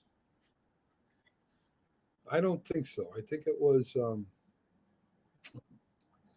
maybe Again, because I don't remember. I don't remember that far back. Lakers. Yeah, Because it wasn't the Suns. Or I guess it could have been. It might have been the Warriors, but I don't think the Warriors were that good back then. No, I can't remember for the life of me. But and another thing about the Knicks, when Patrick Ewing was playing, he never had a true number two. Right, Starks was there, but he wasn't really a number two. Like you got Jordan, who has Pippen. You got Kareem and Magic. They never had another option for Patrick Ewing. So all they would do is wait for Patrick Ewing to go down low or get the pass up high, and he was double, triple covered. And I kind of felt bad for the guy there. You don't really have another option for Patrick Ewing to go with the ball. So. They knew he was getting it, and they were ready for it, Pax. Yeah, and I mean, they have two championships. It was 70 and 73. I'm trying to find out when they lost the finals. They won 3 rounds. It doesn't say who, though. Let's see who that was. I'm trying to pull it up on my thing here. They beat the Miami Heat. Right. And the San Antonio Spurs lost go. it in 5. Yeah, and that was in '99. So that was so that was the Twin Towers there, wasn't it? That was with not Twin Cartwright. Yeah. Cartwright. No, that was with Robinson, the Admiral, and Duncan. Could have been, Pax. It could have been. It could have been. I think Yeah, they're both on the Spurs together. Yeah. At that time, because it was just about the Admiral's time. Because I remember the commercials, the shaving commercials. He was teaching them how to shave. They had Gillette commercials back then. Just talking about times of old there. It's like I remember that whole commercial and everything. He's like, it was for his gel. I don't think it had to do with the razor. It had to do with the gel. He's like, I was so embarrassed, but and I was always a big fan of David Robinson because obviously he was a Navy guy. Sure. So he, although I can't imagine what he was going to do in the Navy because he was just way too tall. I think they were going to do it. He was going to be a jet fighter. They were going to redo this cockpit or something for him. I'm not sure, but there was no way that was going to happen. They can't redo that whole cockpit to make that happen. But like I said, he was. I know he was only supposed to serve 2 years, and I think that they bought him out of those 2 years' time because it's obviously he wanted to play basketball, and there was really no place for him to do that. But and actually, it wound up being better for them having him play basketball because he was like a walking advertisement for them. Exactly. For the Navy. Going to say that. And he was a great player, such a great player. I mean, that was when Navy was even good in the NCAA because he was able to propel them in the tournaments. It was like one of the only times that Navy actually did well in the NCAA March Yeah, Madness. yeah. It's weird. It's weird how that has fallen apart. I mean, even football, Bags. I mean, they had such really good teams, and not that they're bad, but they really don't win any games anymore. Yeah. So it's it's interesting how the Army actually has a pretty good team and has been Yeah. winning games a lot, but Yeah. obviously they couldn't beat Navy last year. That's even one was 8-3 and the other one was Yeah. Right. the underdog won again. That's Yeah. Navy. So Yeah. I am always excited when that occurs. I love that's one of the things I love to say to Army guys. We're all on the same team, but I have 4 words: go Navy, beat Army. Right. So that's Exactly. who cares what the other games are all about? All you got to do is beat Army, and it's a successful season. Right. Right. But and I think about what's happening here as we're in the middle towards the latter part of September. Pretty soon we're going to have to start getting Carter back on the hook because Yeah. hockey season is around the corner here. Yeah. And I'm interested to hear what he's got to say. So we're going to have to, Carter, if you're listening, start getting your notepad ready. Let us know what's going on because Right. hockey season is about to begin. And unfortunately, the Flyers are not going to be very good. It's like I'd love to say that they're going to be. Sean Couturier is now found out he's got a herniated disc, that it's possible that he could be out for a couple of months, quite possibly the entire season. We're still dealing with Ellis, who signed that big contract and has not played but 1 game for the Flyers, it seems, and has been hurt since then. I mean, obviously we have a new coach, and the coach sent out a letter to somebody very specific. That I got the chance to be able to read.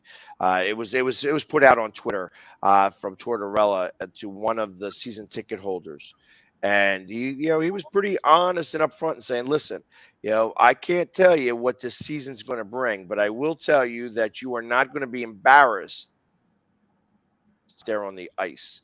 That Right. we're going to be prepared to play, and we're going to be a tough opponent to play against. You may not get the wins that you're supposed to get, or all the wins that we want to get, but it's possible that you are not going to be embarrassed to come watch this team play."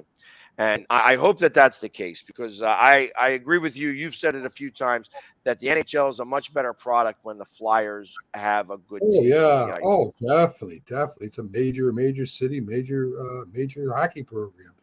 The Rangers and the Islanders. I know Carter's a huge Islander fan, hates the Rangers, but I hope he at least respects what they've done. I think he does. That's going to be a clash this year, Pags. I mean, they're both really good teams. They both got a shot at winning the Stanley Cup. I'm just wondering, what are your thoughts about, who do you think's really going to win it all, Pags? Well, I think that the Rangers have a better chance than the Islanders. I think that the Islanders took a couple of steps back last year, and that they just don't have the, they can beat the Flyers because I think that the Flyers are even less than the Islanders right now. The Rangers themselves do have the right pieces in place, and Sesterson, however I say his name, I know I just crushed the goalie's name, is they're going to go as far as he could take them. And he had a really good run in the playoffs, but obviously he ran into the buzzsaw. That's the Lightning. And I thought that was going to be the case. They won those first 2 games, and then the Lightning just steamrolled them the rest of the way. And I did think that the Lightning was going to wind up against the Avalanche, but obviously the Avalanche proved to be a little bit stronger. I think the Avalanche make a return. I think that the Lightning take a step backwards, that they're not going to be as strong there. I think Buffalo with a new coach is not going to be really, or not Buffalo, Boston with a new coach is not going to be real strong. I think that Carolina could take that step up. Florida tried to do their thing. They had a really good regular season and then fell apart in the playoffs. Ottawa has now got Giroux. They've added some pieces that they're going to be a pretty formidable team. It's going to be an interesting season to find out. Like I think Detroit's gotten a lot better because Steve Eiserman is in control of that franchise now. So the You know, Penguins, no. The Penguins are definitely. I'll be surprised. Actually, the Penguins are usually a very good regular season team, but I don't think that the Penguins are a very good team. That's why they always get knocked out in the first round because they're old. That team is just very, very old, and it's they just don't have the goaltender to be able to back them up. When they had Marc-Andre Fleury, the entire team was much younger. Well, yeah, that entire team is just about still intact, and they are a lot older now. And I just yeah, don't think that they at the end of the season they don't have the horsepower to continue going. At that point, it feels like a used car, an old used car when I look right, at the Penguins. And I'm not trying to be biased when I have that conversation. I hate the Penguins. I hate the right. Penguins. They're on the same level as the Dallas Cowboys for me. So, but that being said, I'm also realist, and I understand that they still have good players. Sidney Crosby, as much as I hate him, is still a good player. You know, and he's got good people around him still. That he's going to get his points. It's Mm. just I don't think that they have they don't have the power to be able to do the things that they want to do. And You I know, think you that they're going to fall apart. you mentioned the Detroit Red Wings and the Chicago Blackhawks. How long's it been since they had good teams? I mean, these were, part of the original eight, if I'm not mistaken. They were they were perhaps the two best teams at that time in the whole league. How come it's taken so long for them to get back to respectability, Pags? Well, I in Detroit's situation, I mean, Chicago is not that far removed from Stanley Cup championships. So Sure. like that's they go very cyclical.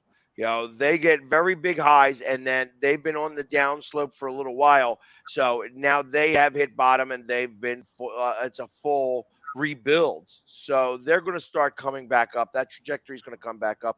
They're going to have another tough season. I think this year they're going to try to get the number one pick to try to get one Right. of these two guys. And I wouldn't be surprised if it happens the exact same way as it did back when we got JVR and they got Kane. That the number 1 and 2 pick is Chicago and Philly, and because Right. there's two generational talents that I feel are coming out of this draft. You got Bedard and McTavish. Both are very good players out of Canada that are coming out into this draft.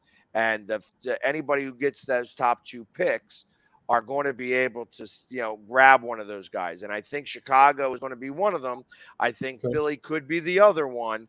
And, Okay. I hope that we get the number 2 pick because I think that everybody believes that Bedard is the better player. But I believe McTavish is the better player. And as much as people are going to maybe disagree with me there, again, I think Bedard's a little. It becomes more of an ego thing, where his ego is going to be. He's going to be a good player. He's going to be actually a great player in this league, but I think his ego is going to make him tough to play with. Where I think McTavish, because his father played in the league and he's been brought up in a hockey culture. He's been in that locker room a lot longer than like Bedard has. You know what I mean? Because I don't remember.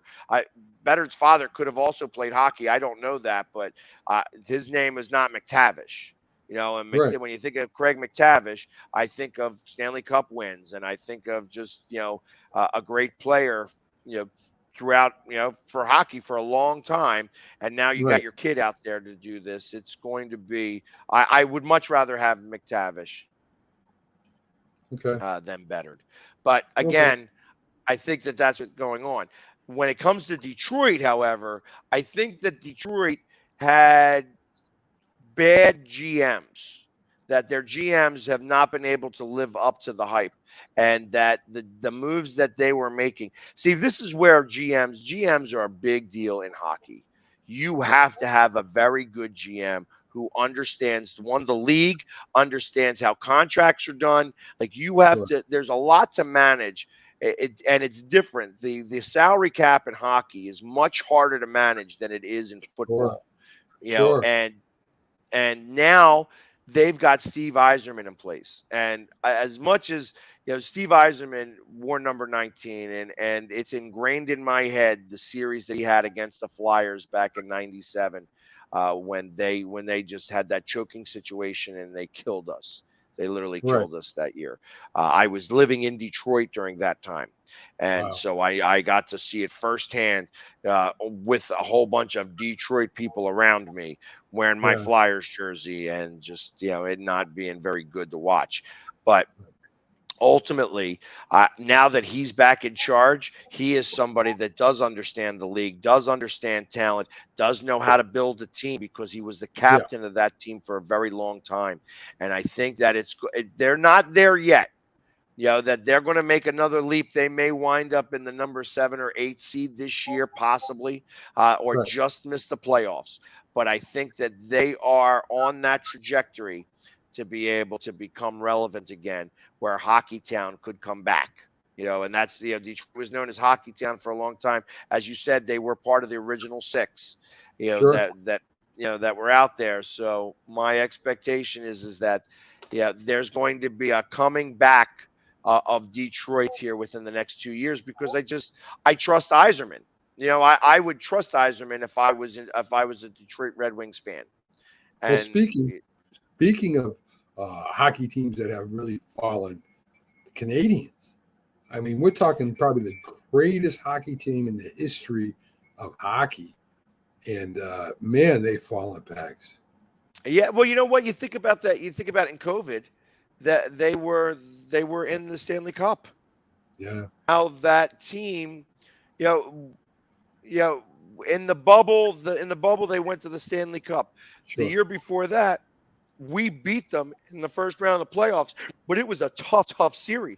Yeah. You know, they've got a couple of good players. But Price was, you know, again, Price has gotten old. And that's really Carey Price was the one who really was initiating that. And he was such a great goaltender for such a long time. And he's just, you know, age is caught up to him a little bit. You know what I mean? It just, they don't have the defense to be able to stop the puck before getting the Price. And I think that's part of the issue.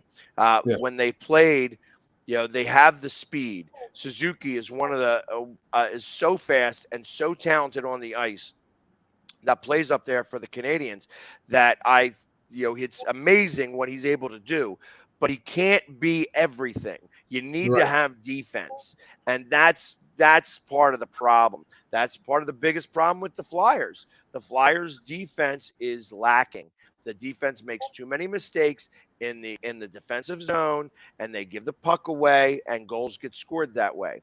And that's what's happening with Montreal. Their defense lacks. Their offense is there, but their defense lacks. And when they don't have that defense, the goalie's going to be let out to dry. And it doesn't matter. When you become a shooting gallery, eventually goals are going to get in, because it's hard to stop a puck going 110 miles an hour. You know, it just is. You know, and ultimately they're going to light the lamp. And, you know, it's, yeah, I have no love lost for Montreal, but again, I do appreciate the fact that they have won as many Stanley Cups as they have. Up until last year, I think, or up until the last decade, they were the only hockey team that was able to win a cup in every decade. You know, so that they usually would win one, and no, absolutely not, Chris. Wayne Simmons has been too old to play since before they got rid of him. You know, so I trust me. I make jokes every time I see Wayne Simmons out there. It looks like it's time for him to take a nap. So I literally, I think that he just doesn't get much playing time.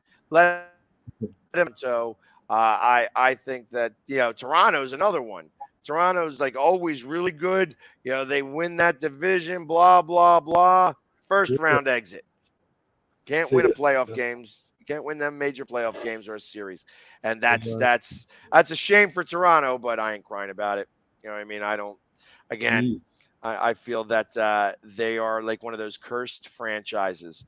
But right now, so are the Flyers. So I can't really argue much about that. One other hockey question for you, Pax. One other hockey question for you.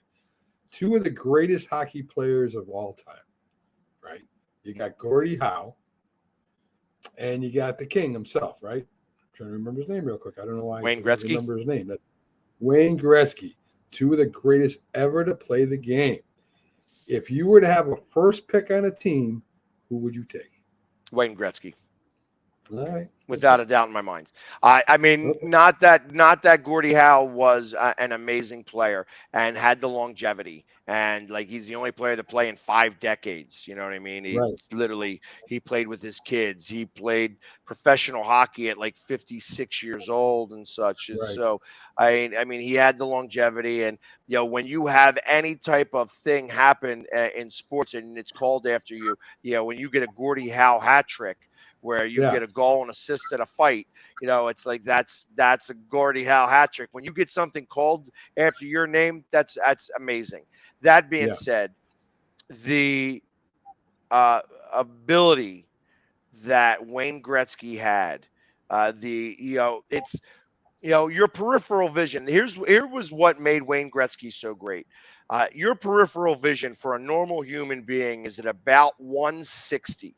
So Right. when you put your arms out like this, your arms have to be a little forward to be able to see both hands at the same time. The Sure. further you get away at 180, you don't typically see that. Right. Wayne Gretzky's case, he was able to see at 210 degrees. Wow. So it was almost like he was able to see he had eyes in the back of his head.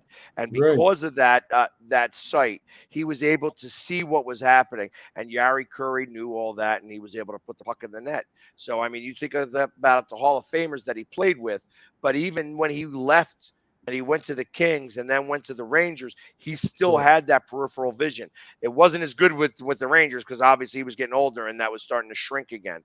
But ultimately, when he was with the Oilers, and the way that they had that style, I mean, it was Glenn Sather, I think, was the coach of there. It was like, hey, let's get incidental penalties, and we're going to play.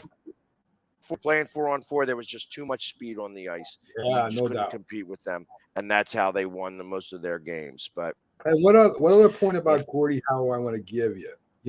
When Gretzky played, he had goons to protect him, right? Gordie Howe was his own goon. I mean, you ain't gonna fight this guy. I'll knock your teeth out.